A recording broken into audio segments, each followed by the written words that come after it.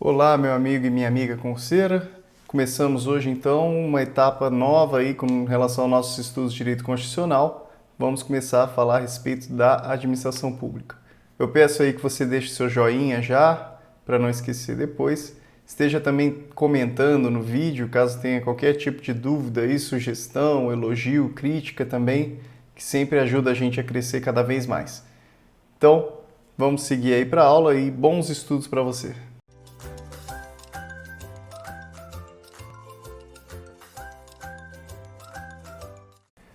Vamos lá então, dando seguimento a mais um capítulo de Direito Constitucional. Então, vamos agora tratar a respeito do título 3, capítulo 7. Vamos iniciar a seção 1 e posteriormente iremos para a seção 2.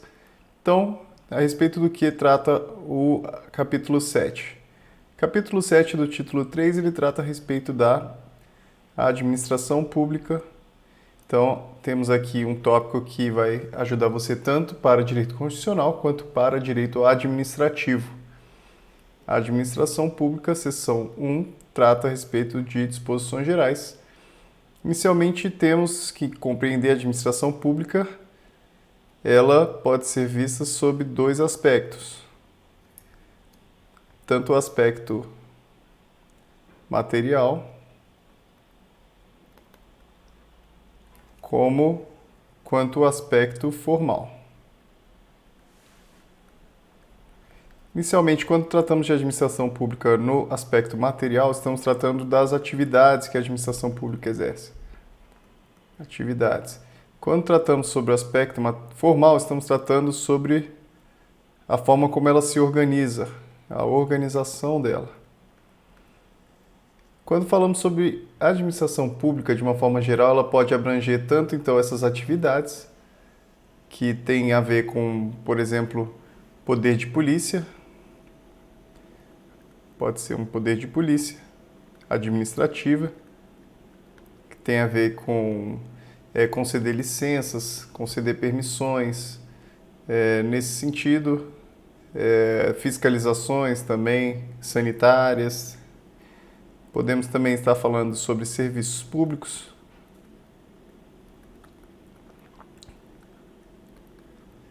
dentre outras atividades que a administração pública exerce.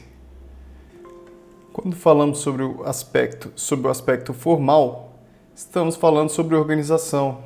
Então, estamos falando sobre o que constitui a administração pública, o que constitui o Estado. Então, poderemos considerar tanto a administração pública direta quanto a administração pública indireta. A administração pública direta é aquela que é constituída pela União, pelos estados, pelo Distrito Federal e pelos municípios. Então, temos que, dentro desses entes, nós temos os níveis de organização e níveis de, por exemplo, de governança, e elas são constituídas por órgãos. Então, por exemplo, aqui na União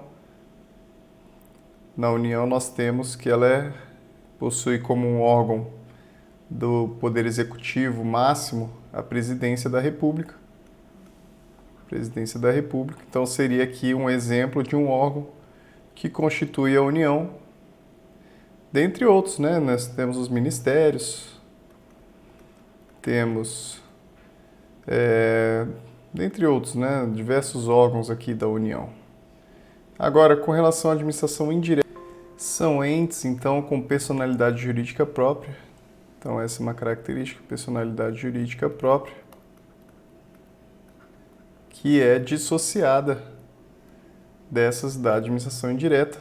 Trata-se, na realidade, de um fruto da descentralização. Quando falamos sobre administração pública indireta, estamos falando a respeito de descentralização do poder. O poder ele poderia estar centralizado na figura da União, do Estado, do Distrito Federal e município. No entanto, eles descentralizam esse poder de uma forma a permitir uma maior eficiência, principalmente. Então, cria-se autarquia, cria-se empresa pública, cria-se sociedade de economia mista. Então, qualquer um desses níveis de governança é possível que exista então a administração indireta. Então vamos seguir para a Constituição Federal, no artigo 37, para que a gente possa compreender um pouquinho como funciona a administração pública. Temos aqui então a administração pública direta e indireta, que foi o que acabamos de tratar. De qualquer dos poderes da União, então qualquer um desses poderes, qualquer um, sendo tanto a União, o Estado, ou Distrito Federal ou município, pode ter administração pública direta e indireta, e essa é a regra que todos têm. Obedecerá aos princípios, então aqui temos os princípios constitucionais da administração pública, que são legalidade, impessoalidade, moralidade, publicidade e eficiência. Temos aqui o famoso mnemônico LIMP. Então, legalidade, impessoalidade, moralidade, publicidade e eficiência.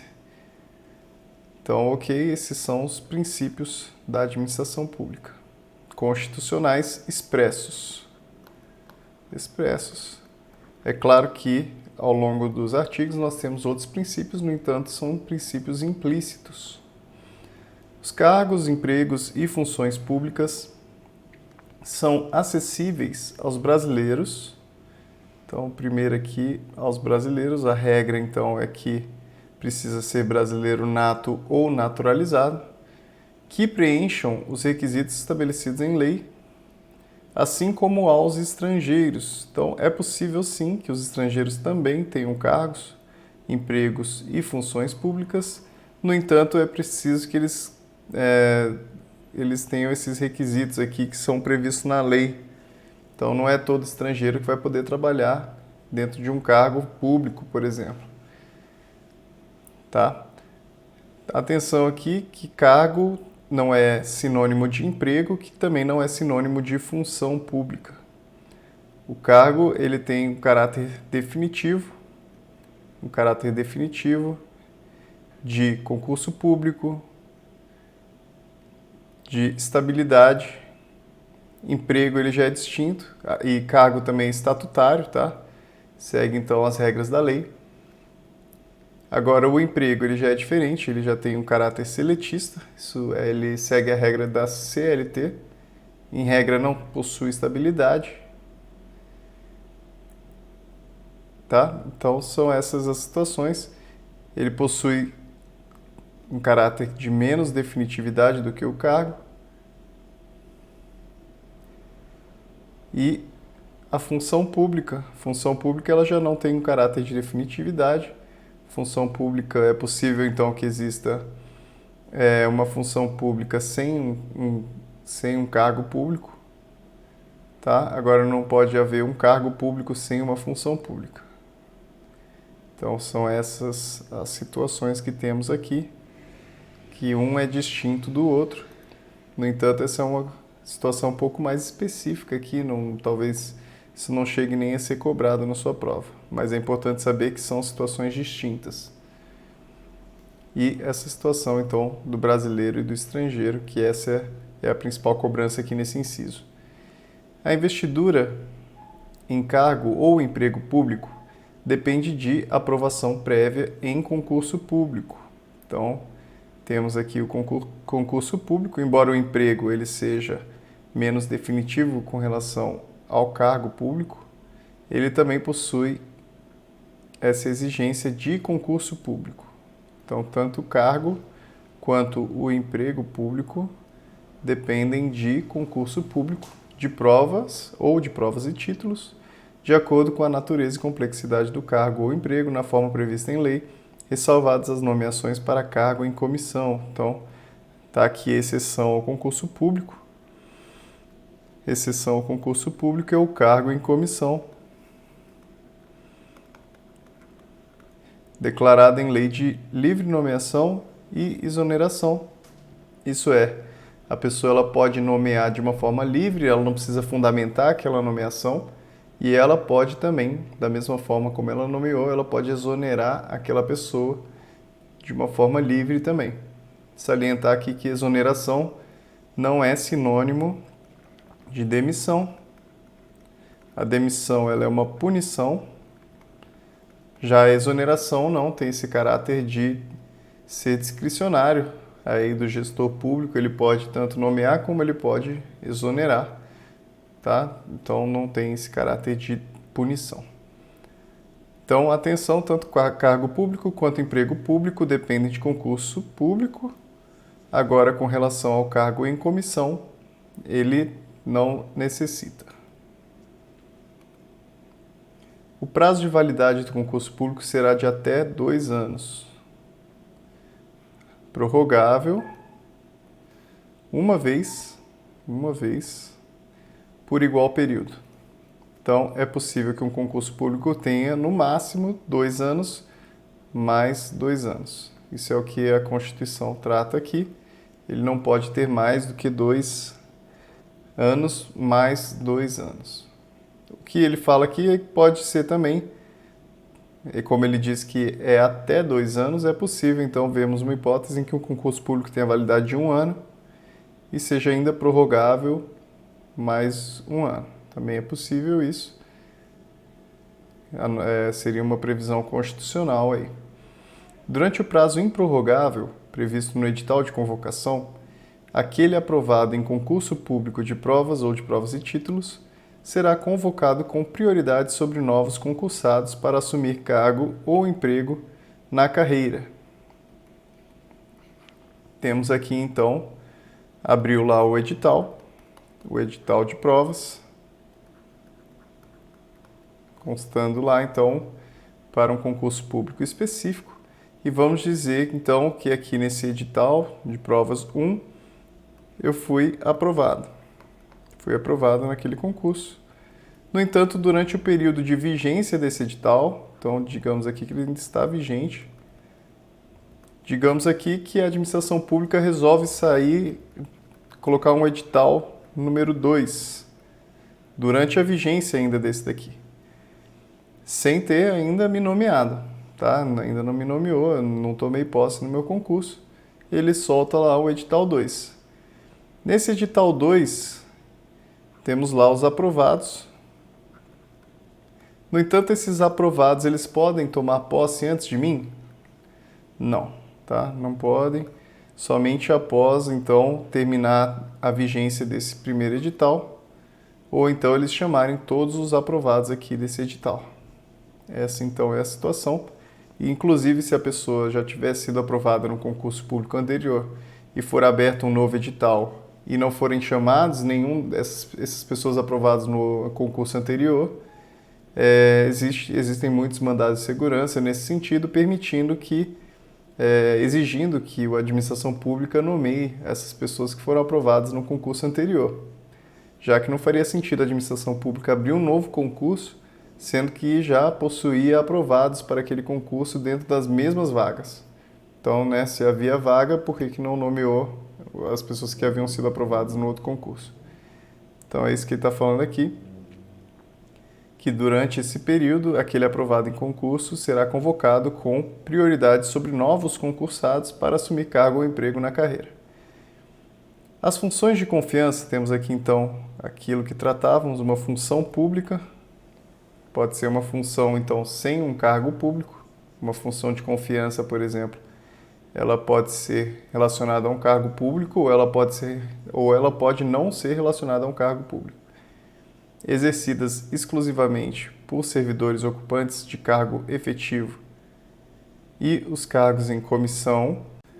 Como a gente estava falando anteriormente, as funções públicas elas podem ser exercidas mesmo por uma pessoa que não tem um cargo público. No entanto, com relação à função de confiança, ela é necessariamente exercida por alguém que possui um cargo público. Isso é o que diz esse inciso. Ele diz exercidos exclusivamente por servidores ocupantes de cargo efetivo. E os cargos em comissão, é possível também, então, que seja exercido por alguém que tem esse cargo em comissão, a serem preenchidos por servidores de carreira, nos casos, condições e percentuais mínimos previstos em lei. Destinam-se apenas às atribuições de direção, chefia e assessoramento. Aqui o cargo em comissão é aquela situação em que a pessoa ela é chamada de uma forma que não é pelo concurso público. No entanto, esses cargos em comissões, eles só servem para direção, chefia e assessoramento. Então, são cargos ali de gestão, cargos de direção. E, da mesma forma, a função de confiança também para direção, chefia e assessoramento também. Tá bom? Então, vamos lá. Função de confiança, é necessário que haja um cargo efetivo. E, distintamente, temos aqui o cargo em comissão, que não é o cargo efetivo, é esse cargo que tem esse caráter precário, já que ele é de livre nomeação e livre exoneração, visto que ele não foi nomeado por meio de concurso público, ele não passou por esse processo de seleção de concurso público, ele não tem essa definitividade que o cargo efetivo pode possuir com relação à estabilidade. Inciso 6º, é garantido ao servidor público civil o direito à livre associação sindical. Isso daqui é importante, então, o servidor público civil ele pode se sindicalizar. É possível, sim. Vamos então para o próximo inciso. O direito de greve, mais um direito, então já falamos agora do direito de sindicalização. Temos agora então aqui o direito de greve. Será exercido nos termos e nos limites definidos em lei específica. Já dissemos anteriormente que essa lei específica ela nunca foi definida, então, em razão de nunca ter sido definida, foi ajuizada a ação pedindo que o servidor público ele tivesse esse direito, mesmo não havendo essa lei específica. Então, o que foi decidido pela nossa jurisprudência, pelos nossos tribunais superiores, pelo STF, é que o direito de greve seguiria a lei do trabalhador. A lei do trabalhador, então, a regra comum ali de greve. Enquanto não fosse feita a lei específica para o servidor público, ele segue, então, a mesma regra do trabalhador privado. A lei reservará percentual dos cargos e empregos públicos para as pessoas portadoras de deficiência e definirá os critérios de sua admissão. Temos então aqui a definição de cotas para pessoas com deficiência. Cotas PCD. É obrigatório então reservar para cargos e empregos públicos. A lei estabelecerá os casos de contratação por tempo determinado. Trata-se aqui, então, de uma contratação temporária. No entanto, ela serve somente para atender a necessidade temporária de excepcional interesse público. Necessidade temporária de excepcional interesse público. Essa aqui é uma situação distinta tanto do cargo público quanto do emprego público. Temos aqui uma situação em que existe realmente um trabalhador temporário ali e ele segue a regra específica da lei que criou essa situação, da lei que regulamentou essa situação de tempo determinado. E ela somente, então, para situações de necessidade temporária e excepcional interesse público. Remuneração dos servidores públicos e o subsídio de que trata o parágrafo 4º do artigo 39 somente poderão ser fixados ou alterados por lei específica. Então, aqui é necessário que haja lei para alterar a remuneração do servidor público e o subsídio. Subsídio é uma forma de pagamento que é realizada de uma forma de parcela única. Parcela única. Então, normalmente, ali a remuneração do servidor público ela subdivide em vencimentos, gratificações. Agora, com relação ao subsídio, ele é unificado para que haja mais clareza com relação àquilo que está se pagando. É necessário que haja subsídio com relação a algumas carreiras. Então, tanto a remuneração quanto o subsídio só podem ser fixados, isso é Então, eles são estabelecidos naquele primeiro momento, ou então eles são alterados por lei específica. Observada a iniciativa privativa em cada caso, assegurada revisão geral anual. Então, essa é a regra aí, que haja essa revisão sempre na mesma data e sem distinção de índices. A regra, então, é que se garanta aí a revisão, embora nós saibamos aí que essa revisão geral, ela muitas vezes acaba não ocorrendo, tá, para os servidores públicos. No entanto, existe essa previsão aqui constitucional de uma revisão geral todos os anos na mesma data e sem distinção de índices com relação a cada servidor público diferente. Então não pode o Poder Judiciário fazer com relação a um índice, outro fazer com relação a outro índice. Então essa é a regra aqui. Os vencimentos dos cargos do Poder Legislativo e do Poder Judiciário não poderão ser superiores aos pagos pelo Poder Executivo. Se tivermos então cargos equivalentes aqui, o do Poder Executivo não pode ser menor do que o dos outros. É vedada a vinculação ou equiparação para quaisquer espécies remuneratórias para o efeito de remuneração de pessoal do serviço público. Muito importante, tá? Essa vedação. Então, é vedada a vinculação. Isso daqui significa dizer que se eu sou servidor público e eu acredito que um servidor público de um outro local, um outro cargo público, um outro ente público, eu não posso pedir uma equiparação, eu não posso pedir uma vinculação e dizer que eu deveria receber a mesma coisa do que ele, baseado simplesmente em um direito de equiparação que não existe. Aqui, então, esse inciso veda essa vinculação ou equiparação para efeito de remuneração. Os acréscimos pecuniários percebidos por servidor público não serão computados nem acumulados para fins de concessão de acréscimos ulteriores. Então, os acréscimos pecuniários percebidos por servidor público não serão computados nem acumulados para fins de concessão de acréscimos ulteriores. Estamos tratando aqui, então, de possíveis incrementos, aumentos com relação de uma forma temporária, né? São acréscimos que o servidor público acaba recebendo. No entanto, eles não podem ser acumulados com outros aumentos posteriores. Ulteriores aqui significa posteriores. Não podem vir, então, esses aumentos em cima de aumentos, em cima de outros aumentos. O que na realidade ocorre é que precisa ser sempre fixado aquela remuneração do servidor público. Não pode ficar sempre concedendo um aumento sobre o aumento, senão geraria ali um efeito um efeito composto ali com relação à remuneração e acabaria criando uma situação insustentável para a administração pública com relação à remuneração. O subsídio e os vencimentos dos ocupantes de cargos e empregos públicos são irredutíveis. Temos aqui então a situação de irredutibilidade nominal,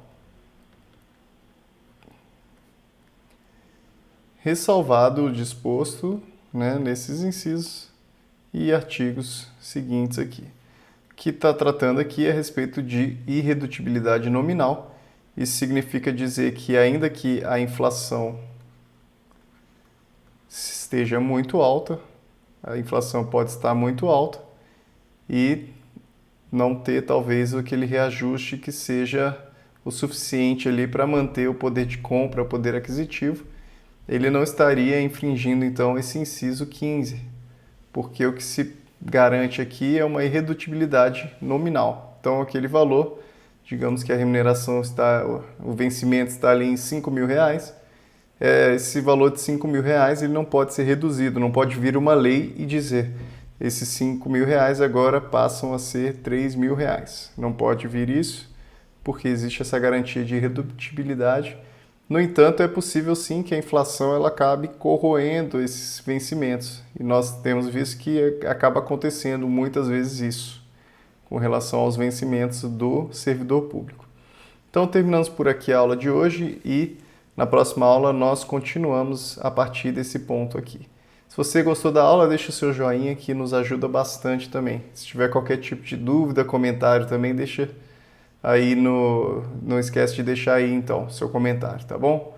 Um grande abraço e bons estudos para você.